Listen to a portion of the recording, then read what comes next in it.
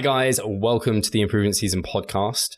Thank you as always for tuning in. It's me, Steve Hall, and on the other end, Pascal Floor. How are things, Pascal? You're still doing well? Hi, yeah. Like 1 minute has passed and I'm still doing fine. Sitting here for you guys. It was a complete week. It's kind of time traveling. We're bending the time. You've not been watching Loki, I guess? No. Or have you? No. I didn't really hear that good of things about. So yeah, so what is it now? Stage 4 of Marvel Universe. It gets a little bit old now. Even though that weird. Loki is a very Tom, what is it called again? Tom Middleton is a very cool actor, but it's getting old. Especially the wokeness and all that kind of stuff, social justice warriors and the messages that Disney's putting into those things. I like seeing more of Loki, but it has been a bit weird. And the reason I said it is because you talked about like the time and time hopping, and that's part of what Loki does in that, at least. So anyway, so we're here. How is the weather in Germany, by the way? Because for you're worried about, because there's been awful weather across Germany. How's it by you now? Right now it's all right. I mean, it's warm.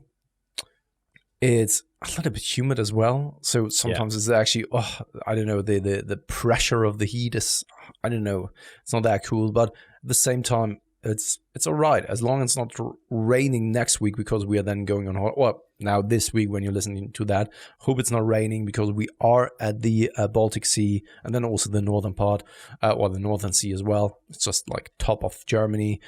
I really do hope that it's not raining. That's all I care about. So just that week alone, please don't rain. And then after that, I don't care any longer. I hope it's also not super windy. That's windy. True. Oh, I hate the wind. Man, maybe more you don't than have rain. to tell me.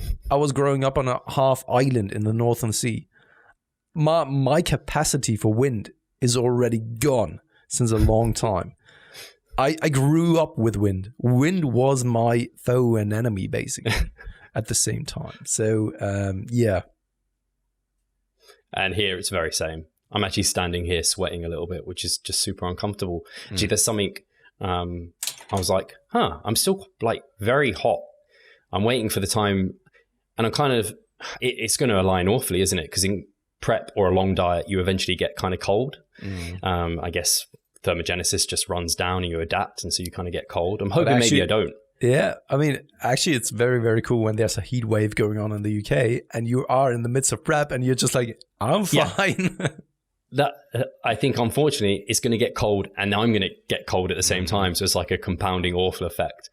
So I've kind of stayed hot when we had our heat wave, but it is what it is. But without blabbing too much, we were going to do questions this time. That was the thing that we've promised since like 4 or 5 weeks. So let's get to it. Cool. So we get the first question, which is from our member of the member site, Bill Davis. So thank you, Bill. He has said, my muscle connection. I don't think I'm alone when I say it can be difficult to connect with certain muscles with certain lifts. For me, compound lifts and hamstrings are a tough combination. RDL, straight leg deadlift. For either of these two compounds, if I am targeting a rep range of 8 to 10, for example, I have to load the bar pretty heavy to fall in this rep range with 2 RIR. But here is the kicker. If I load the bar that heavy, then I lose connection with my hamstrings for the lift. He said, conversely, if I load the bar lighter and do 15 plus reps with I get very good connection with my hamstrings, but then I'm not getting as much stimulus and out of the desired rep range. The answer is likely improve your form, but wondering what other ideas I might employ in addition to the perennial improvement of form, which never ends. So Bill, first and foremost, thank you very much for your question and also being part of the member site. Secondarily, welcome to the world of lifting. I think that this is something that everyone will experience at some point when it comes to focusing more on the mind-muscle connection. The lower the repetition range, the less, I would just say, you can focus on just like one muscle group solely. This is not uncommon, to be honest. I would even say like everything below 10 repetition is getting harder and harder to just have a good mind-muscle connection with. Thing is, though, we also know from a physiological perspective that when you are working in that heavy repetition range, that most of your motor units, so muscle fibers, are recruited nearly from the get-go. So if your form and technique is good, and that is something that everyone should somewhat be able to tell, right? Then you can be nearly assured that you're also then firing those muscle fibers and motor units, and engaging them to a pretty high extent. Thing is, when it then comes to like what good and form and technique is of course once again something that everyone should learn, in my opinion, because it will just help overall. Standardizing things and also just making sure that you're then also recruiting the right part of your body and not just like, I don't know, turn it into a low back movement or so. But yeah, once again, when it's a standardized execution of the movement, I think that you don't really need to think about the mind-muscle connection too much when you are in those lower repetition ranges. Whereas then, those higher repetition ranges, you can focus on that way more. And sometimes actually turning it around, if you are concerned of whether you actually feel it in those muscle groups, turning it a little bit around of like doing those higher repetition ranges first can be a viable option to engage with those muscle groups. Common thing is that many people have a hard time getting that engagement with the back movements. And they are uncertain about whether I'm swinging too much, am I using too much arms, and I simply don't feel it in the back musculature, right? Starting off with working those higher repetition ranges can be a viable option, and then over time, when you're getting more and more confident with that, when you're feeling it more and more so in your back, you can actually decrease the repetition ranges. Of course, not with every exercise that you're doing, but then maybe for the first mover of the day, start off with 10 to 15 repetitions, and then over time, slowly progress downwards up to the point where you're still feeling that you're doing productive work. And that brings me to the last point before I push it over then to Steve. Many people, or people that I'm working with, they are then always asking, not everyone, but many people are, of like, how or when do I know to add some kind of sets or so? And the thing is that I'm then telling them is a very, very simplistic answer and a very simplistic thing that you can first and foremost ask yourself. And that is, did the workout that you just did in general, did it feel productive to you? Right? And you go out of the session and you feel like that you've done something for that muscle part. Right? And if you say no, maybe you want to actually look closer into that and add some sets here and there. Or you're just saying, no, that was actually fine. I feel that I exhausted my body, not to the highest extent, so that I'm not burning myself out. But I feel that I've trained that muscle group. Hey, perfect, right? Of course, you can be a little bit more nuanced later down the line, but that is the first question that you can ask yourself. That applies then also, of course, to then having issues with the mind-muscle connection and so. But if you're then looking at your form and technique, would you say, just like very, very objectively speaking, and you have to be honest with yourself, was the form and execution relatively good? If yes, then ask yourself the question, are the sessions that I'm doing for that particular body part feeling productive? If yes, hey, cool. Right? And if no, then go a little bit further down the rabbit hole and take a closer look at things. Steve? Yeah, I think you answered that very comprehensively, to be honest, because that last point there was the only thing I was thinking I could potentially add in that. Basically, like you said, in that low rep range, I mean, often they're heavy compound lifts. Like you can't concentrate on like hitting particular muscle groups when you're lifting that heavy. It's really challenging. And when they're compound lifts, multiple muscle groups are involved anyway. So trying to really focus on my muscle connection on that is really difficult. What I'll say is, for me, it's a good example like today, doing like a bent over row, deficit bent over row. When I'm doing it, I'm not like, oh yeah, my back is engaging like hell. My lats like, oh, they're squeezing and shortening and I'm getting all this great mind muscle connection. But once I put the bar down and I stand up, I'm like, I get like this wave of like, just, I don't know how to call it. It's not like a pump necessarily, not like your chest gets pumped. It's just like a wave of just like, something's going on in my back. Like there's something happened there that feels muscular and productive. And so I think the same can be for like RDLs. Like I'll do a set of RDLs and during the set, I'm not like, I can feel my hamstrings ripping or something. Not always, at least, especially as I'm getting closer to failure. But after the set, as I like walk away, I'm like, holy shit, like my hamstrings feel like, they're feeling maybe a little bit crampy, or they're just feeling a bit tight. So I think that's kind of the sensation you're talking about there. If like, should you add sets for someone who's very new to things? If they're getting like nothing, if they feel like they're barely trained, like they're like, they leave the gym and they're like, what did I train again? I've fucking forgotten. That shouldn't be a question. You should be able to be like, that muscle group's tired. That's what I trained. Then you probably have done good technique, sufficient volume, disrupted things.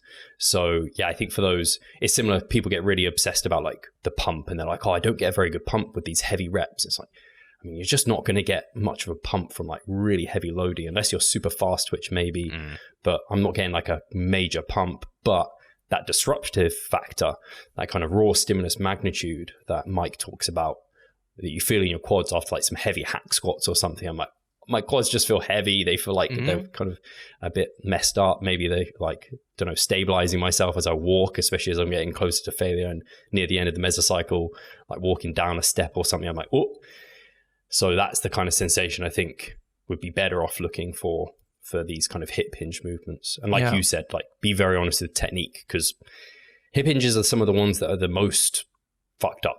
Yeah. And you have nothing to gain if you're lying to yourself in that regard.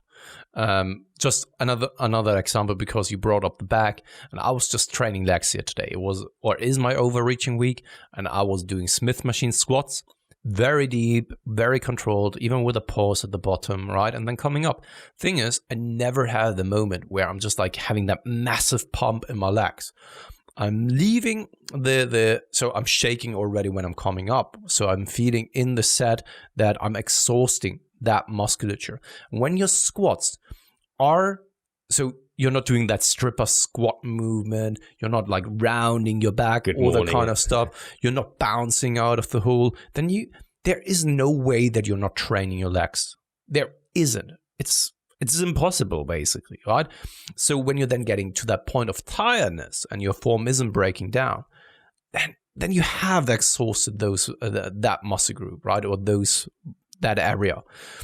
And then, so for me personally, I came then out of the Smith machine, and I didn't feel a pump or so. I just felt a little bit of a swelling, as if a lot of blood is. So it is kind of the pump, but not that it's feeling like my skin is ripping apart or so. But it feels like if I now were to flex my quads, I would have less definition in my quads. That's what it feels like.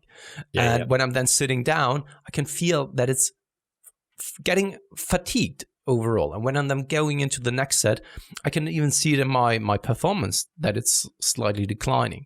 So those are things to look out for as well, that are those nuanced things that I was referring to that you then can look out for. And also, drop in performance is even also a very good indicator in a set, in a session on a set-to-set basis, if once again the technique is actually always kind of the same and standardized. So that is something that I just wanted to additionally bring up as well, just to give a different example, because we've always mentioned that back movements, hamstrings movements have a little bit of a different feel to what the pump is, but it can easily also be on something like quad movements that is not like this pump, what many people have then in mind when we are referring or talking about the pump. But yeah. Cool. I don't think I have particularly anything else to say on that topic. I think that's pretty much it. Cool. I think it's because, it's just, my only final word would be like, great technique is the kind of hallmark. My muscle connection is kind of the bonus afterwards. So that's something you can develop later on. And it's more likely in those isolated movements, which are more appropriate for the higher rep ranges as well. So, can I say one more thing? And that is with overcomplicating things.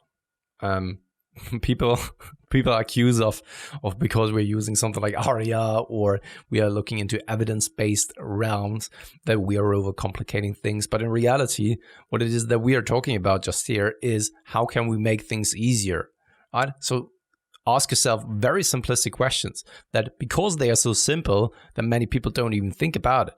No, they are looking for fancy indicators of like, how can I gauge how fancy or stimulative an exercise was. And in reality, you can just ask yourself like very reasonable, simple questions. Like, okay, how productive was the set and how productive was the entire session? When you really just listen to your body, you should be able to actually gauge that. Yeah, that was like it seems like a really novice thing to think about, but when I started thinking about that more, I got so much more out of my training. Yeah, me too. I think my quality improved massively as well. Like for hamstrings, I used to have to do, like I would get up to like, I think close to definitely 15 sets plus.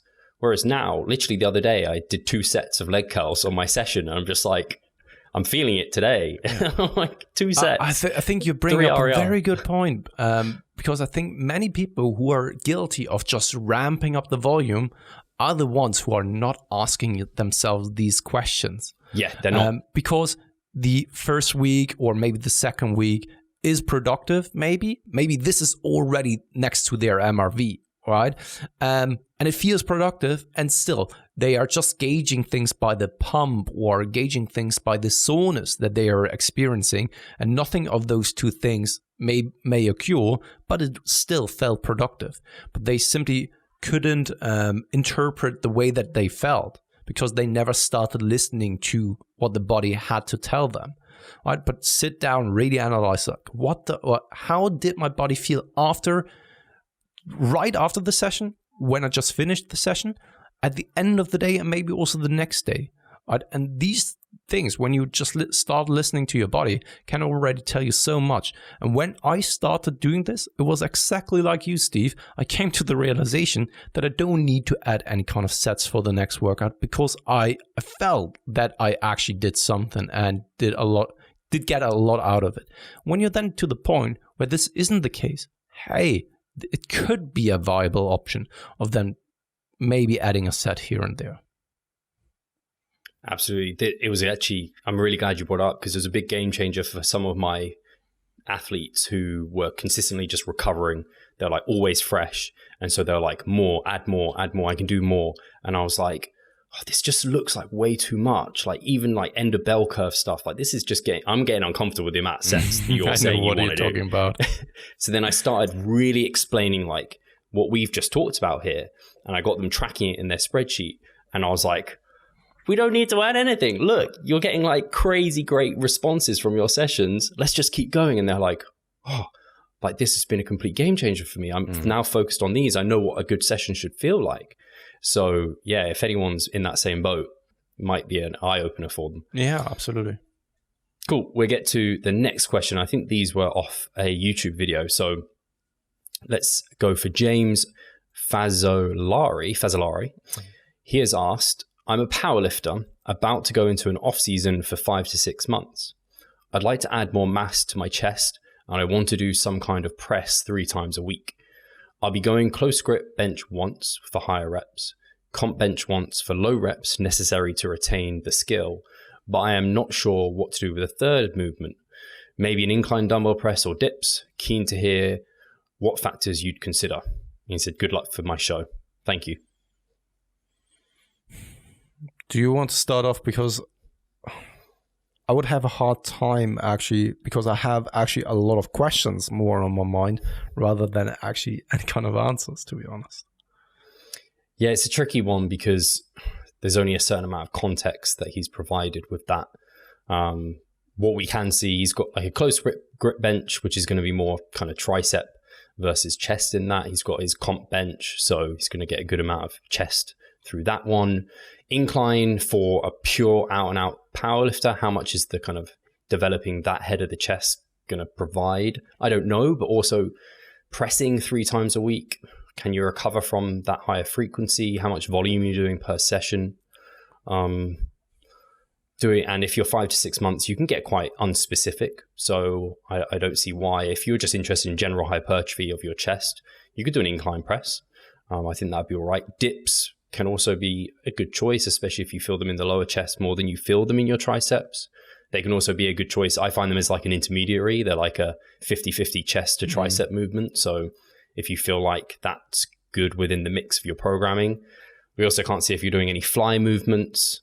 That would probably be a good kind of thing to include when you're far away, just for some kind of specific chest work. And you can get that kind of very weighted stretch that you might not be getting in your more specific work.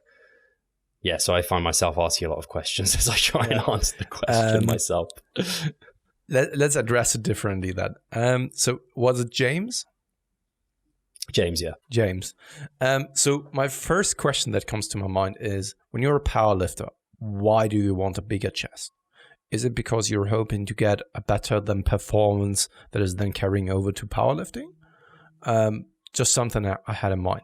If that's the case, I would then also focus, because of course you're far away from your next competition, primarily on really building that chest, right? That doesn't mean that you should neglect the competition bench, because I would still try to continue training that for neurological and technical adaptations.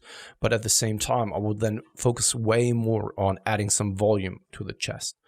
Doing it primarily with those things such as incline pressing.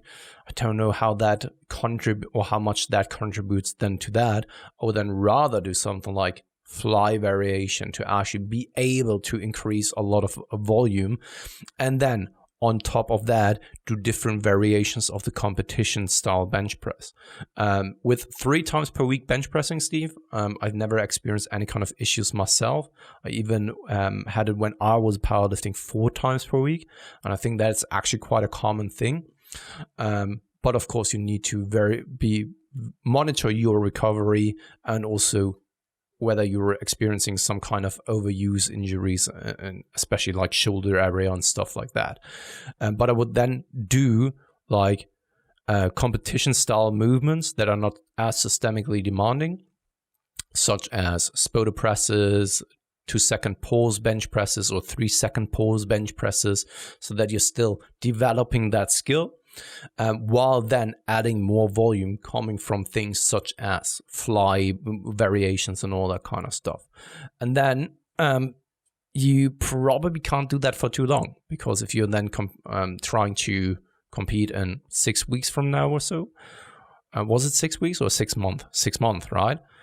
He's 5 to 6 months away, so maybe for like 2 mesocycles or so, and then really just pound the chest as much as your body is allowing you. Right, that is just a very generalized recommendation. But once again, you're always, especially as a powerlifter, right? You're competing in a weight class sport, and also it's a skill strength sport as well, which then requires you to be good at the bench press, deadlift, and squats. So you don't really want to neglect those exercises for too much or too long, and you still want to train that skill as well at the same time of then developing your chest. And then the question is really like, are you benefiting of having a bigger chest or not? Some people do and some people don't, but that's always something that needs to be taken into consideration. And at the same time, if it's just due to vanity reasons, because you want to have a nice, well-developed chest, that's totally all right, because I would assume that you're probably not a powerlifter on world-class level. And if so, then I'm very honored that you were listening to our podcast and asking us those questions. Fast, efficient fat loss. Does that sound like music to your ears? The mini cut movement might just be for you. Mini cuts are like robbing the fat bank. You want to get in and out with as much fat as possible. In a short period of time, you could easily look to lose 6 to 12 pounds of fat. The mini cut movement is excellent. There's group support for extra accountability and also expert help within the group. We have educational videos to keep you on track along the way, and you get all your nutrition and training customized and individualized for you. So if that sounds of interest, get involved with the mini cut movement. Yeah, I wonder. I guess my generalization of a question answer would be, the further from your competitions, less specific movements. As you get closer, get more and more specific. So you might move from like a dumbbell press to a Smith machine press to back to like a competition variation to your competition lift or something like that. Absolutely. But yeah, it's good questions you put in terms of like, how to be like being a powerlifter must suck. Like having those weight categories, you're like, I can't get any more jacked because I can't push my weight up. At the same time, though, you just got to be super shredded. Okay, the competitiveness of powerlifters nowadays is completely different than what it was like a couple of years back. And especially those crazy, very competitive powerlifters, they are jacked as hell because they want to be in that as low of a weight class as physiologically possible and also still beneficial for their build, right? And some people are just jacked because their body fat levels are so low while still performing very well. So, yeah. Yeah, for sure. Next question. Let's go for... I have not actually sure how to say this name. It begins Bart Jakolski. I think that's what it is. Yeah. He asked, how much gains am I leaving on the table if I do not do any exercises above 15 reps? None, I would say. If you are respecting the fundamental principles of overload, I think that you're leaving no gains on the table. I wouldn't answer it that way. I'm not sure, though. I don't have a good answer, would be my answer. I was like, I actually don't know. I don't think we have, like... I guess my answer would be like, why wouldn't you go above there? It's kind of like, I don't know. Am I leaving gains on the table if I never train a hack squat? I guess not. I guess it's a similar way to answer that. Like, it's like you have a range of rep ranges you can use. Pick, like if you stick with these and never use this, are you leaving gains on the table? Like if you only use a squat, these squat variations, and you never use a hack squat, are you the question was gains on the above table? 15 repetitions, right? Above 15 reps. Yeah. So the only thought I would have is maybe we still actually don't know. There's just theory, I guess, behind like slow twitch muscle fibers and fast twitch muscle fibers. And maybe there's some muscle fibers, some really slow ones that you don't hypertrophy if you don't go above 15 reps.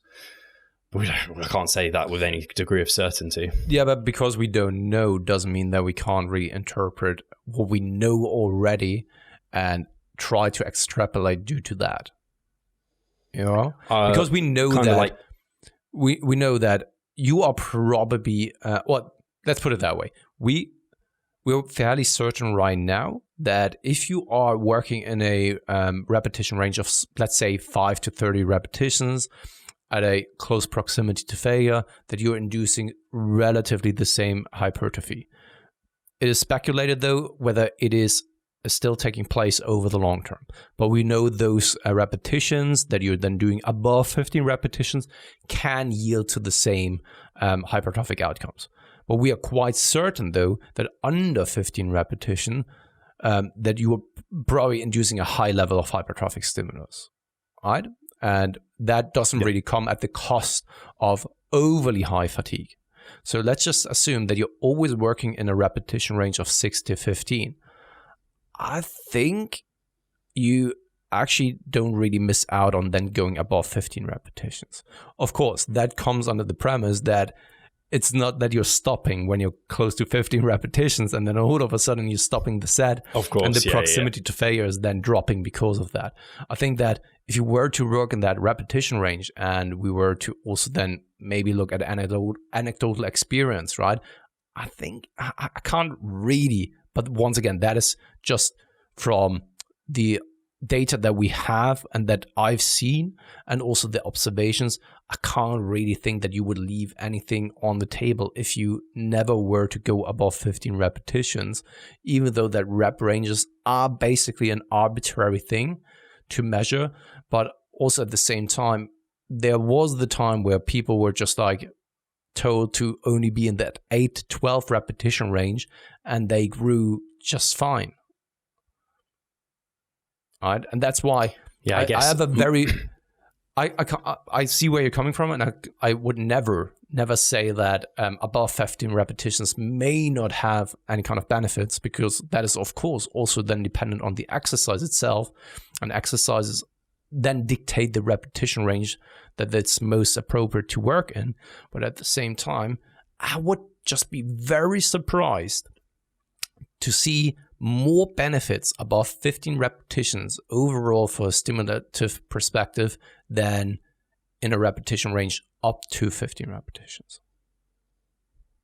Yeah, I think I'm coming across it from like I guess one thing is like absence of evidence isn't evidence of absence, in terms of whether or not these higher rep ranges provide like a slow twitch muscle fiber hypertrophy you wouldn't get if you didn't use them. But then just anecdotally for me, there's just certain exercises that if I go above 15 reps for certain muscle groups, I just get something, like the stimulus just is better for me than if I stick to only below 15.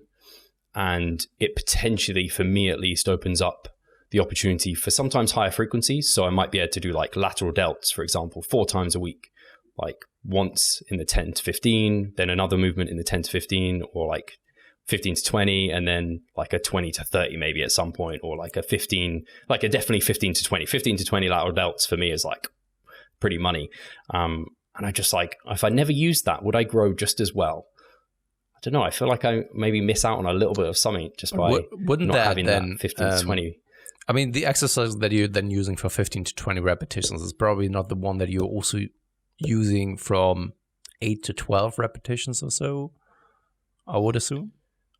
Not for side delts. I wouldn't use I found, really, of course, that something for side delts, it works quite well in the 10 to 20 repetition range, and then dropping off in performance, right? Because everything like close to 10 repetitions, I have the feeling that you're just using too much momentum and all that kind of stuff, and other exercises are better suited for that.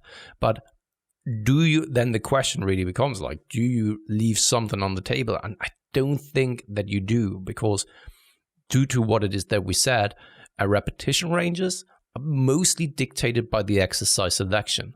And I think that you can probably still get the same stimulus from a different exercise. Once again, I would be very, very surprised that it would be mandatory to go beyond 15 repetitions at times in order to squeeze out or get a more hypertrophy.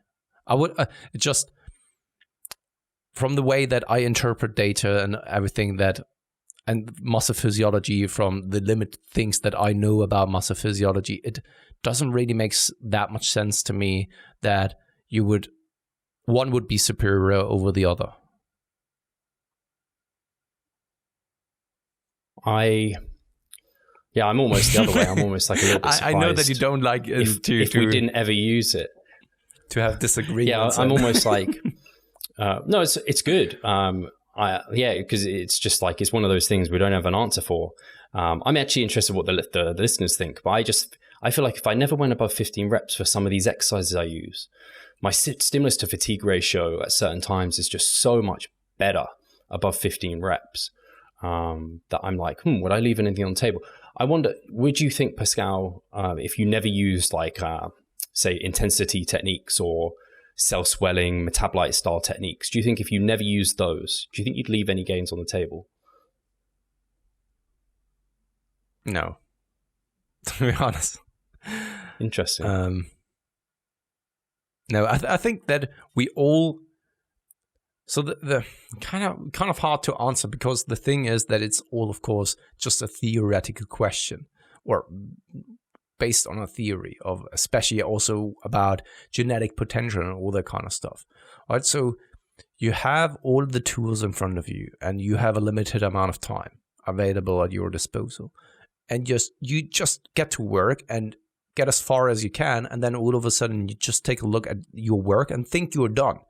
But are you really done? Who knows, right? Because time is not on our side when it comes to that. So I think because training in it for itself, in the way that we know it right now, is quite simplistic when we really boil it down to what we know about muscle hypertrophy. And there's so much we still don't know about it.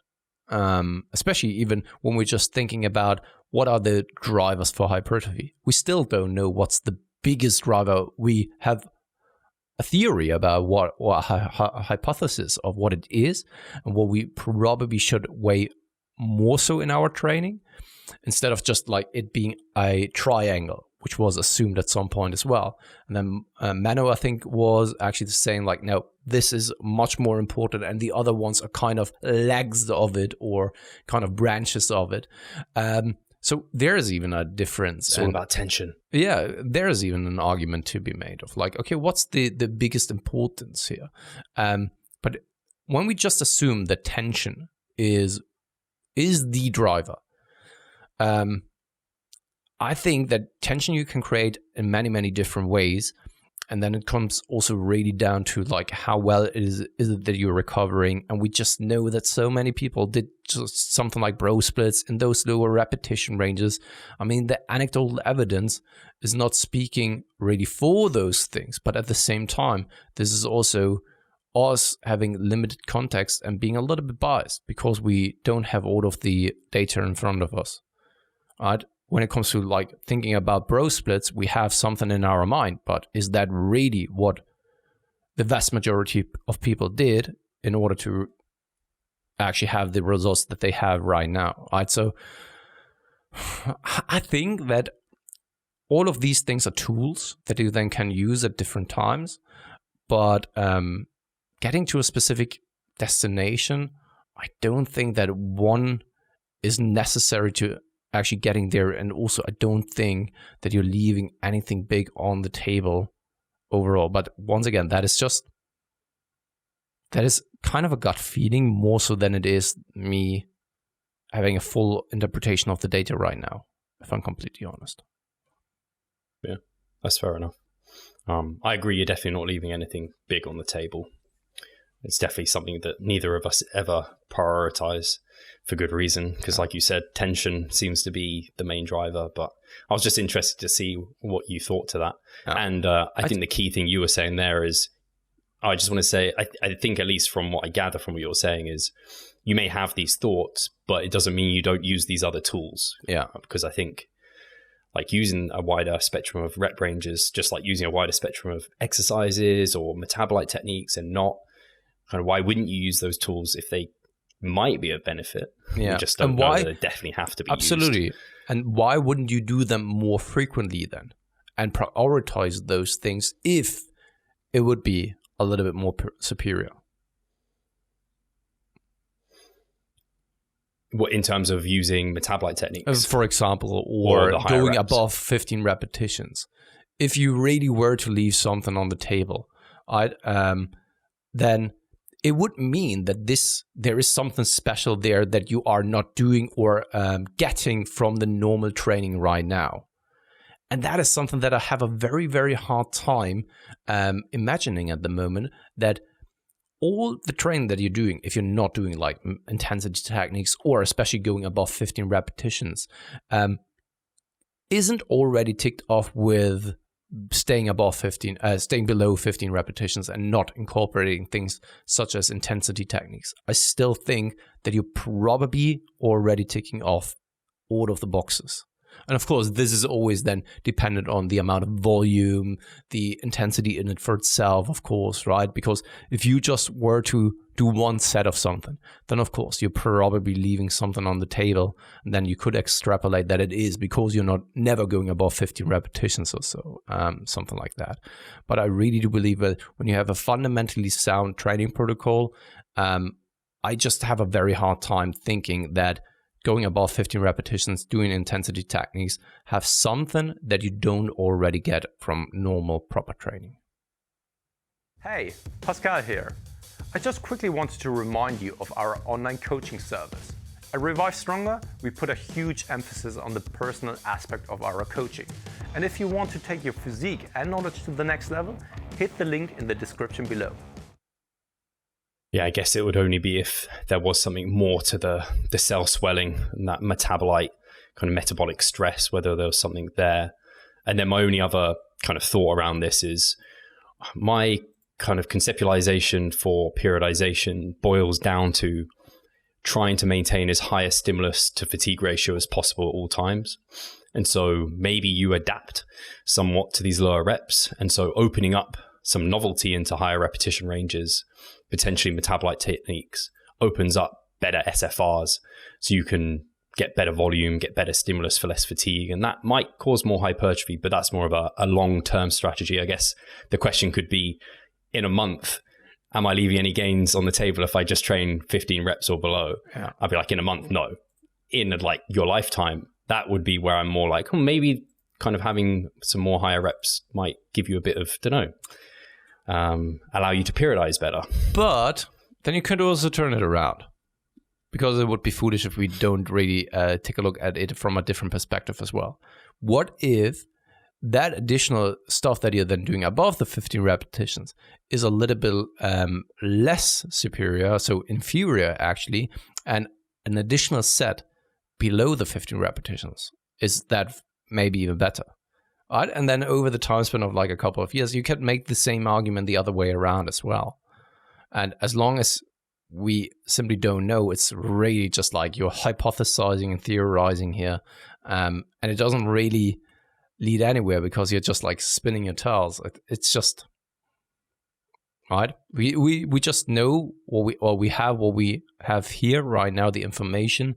And if it feels good to you, though, of course, be my guest. And the thing is that this will never be the limiting factor of your potential, I think.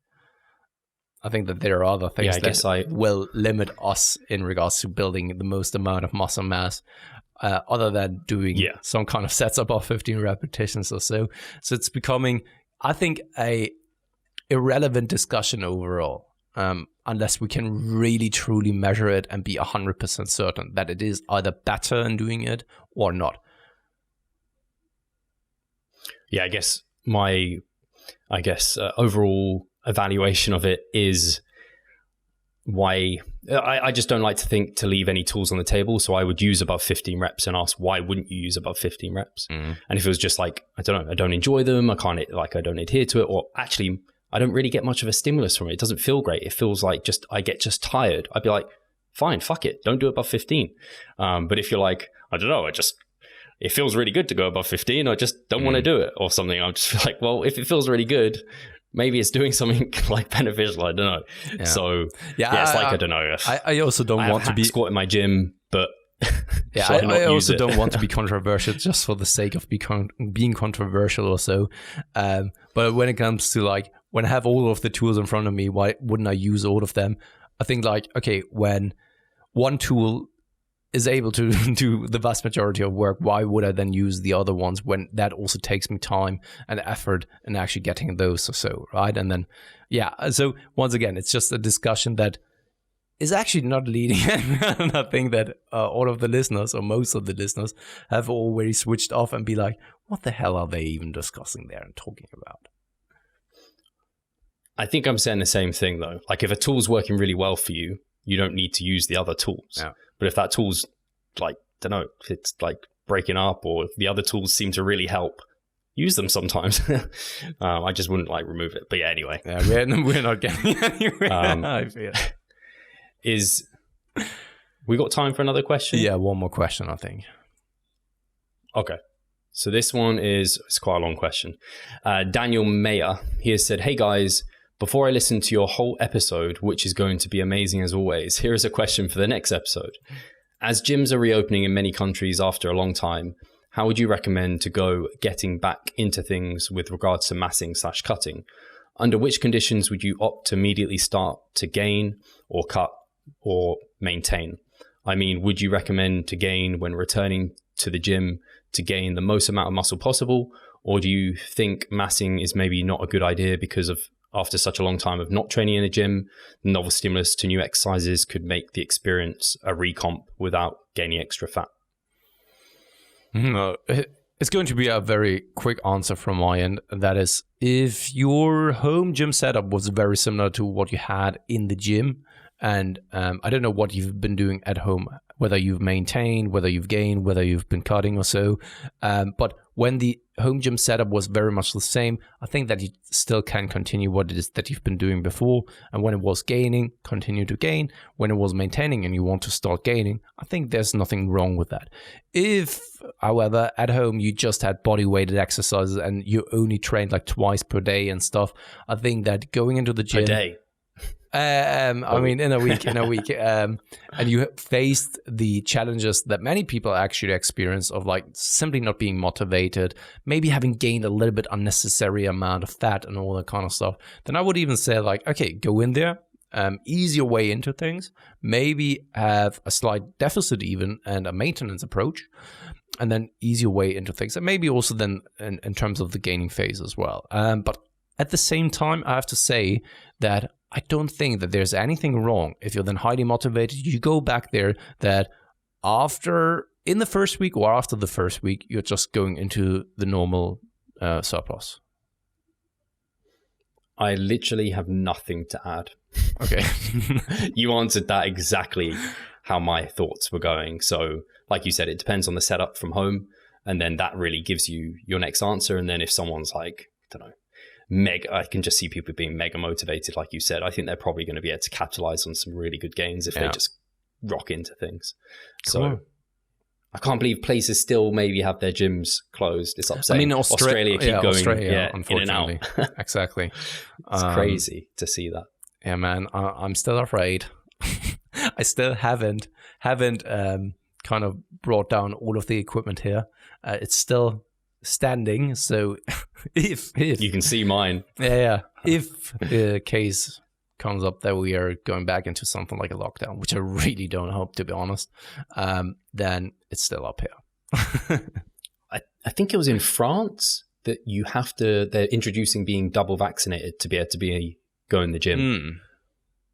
But I guess maybe, or a negative test. But I also have seen that there are pretty much protests going on in France as well, because some of the things... There were in Australia as well. Yeah, some of the things that the government wants to push through are quite controversial and questionable. And I heard that at the moment it's still pretty hard to get into the US. You have to quarantine for 2 weeks. Apparently, I think it was James Hollinghead. AJ said to me, James Hollinghead apparently can't go and do Mr. Olympia at the moment because he has to quarantine for 2 weeks when he lands. So it's kind of like he has to stay there for a bunch of time if he wants to try and compete or something. Got it. So it made me think of Worlds for the WNBF because that's where I'm going to be.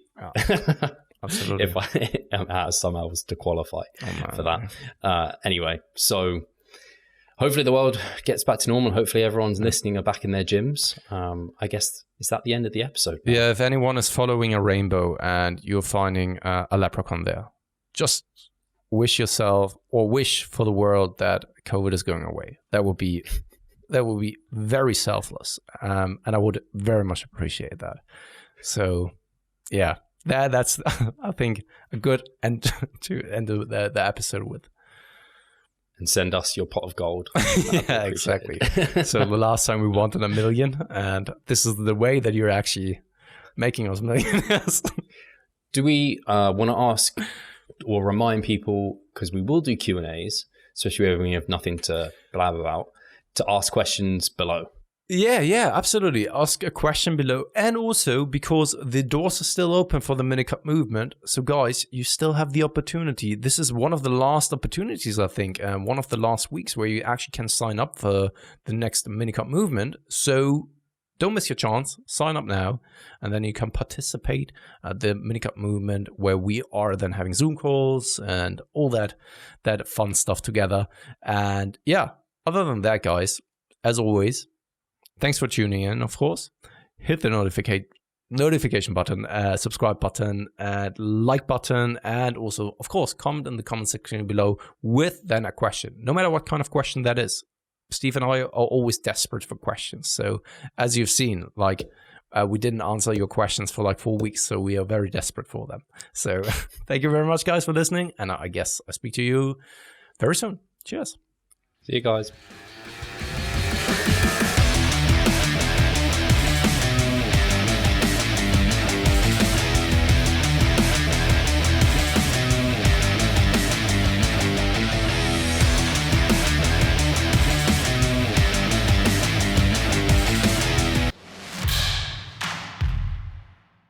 I'm Steve Hall, founder of Revive Stronger and a coach of Revive Stronger. My name is Pascal Flor.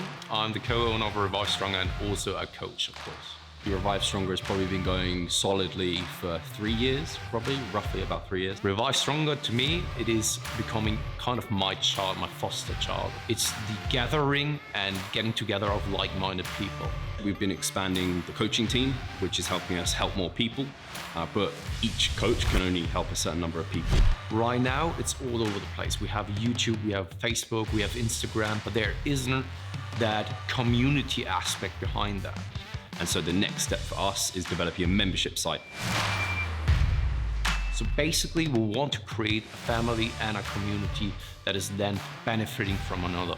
A really cool community for people within our little niche is going to be a website. They will get early access to our podcast. You can access us, ask us questions. The community aspect, we have a forum there. You can ask questions, but also you can log your journey. There's also going to be courses on there. Courses, presentations on different topics. Discount of past seminar footage. We will log our journey as well. We'll start vlogging. We're going to have documentaries. Our entire athletic journey. Furthermore, they get access to an exercise video library. The exercises that we love for hypertrophy and maximizing hypertrophy, we're going to go through those in depth, telling you how to execute them. We kept them concise and also mobile friendly so that you can watch them in between your sets. I'm super excited to grow this community. The amount of value that we're going to be delivering is huge, and I'd love you to be part of it. You will get so much out of that. I'll see you inside.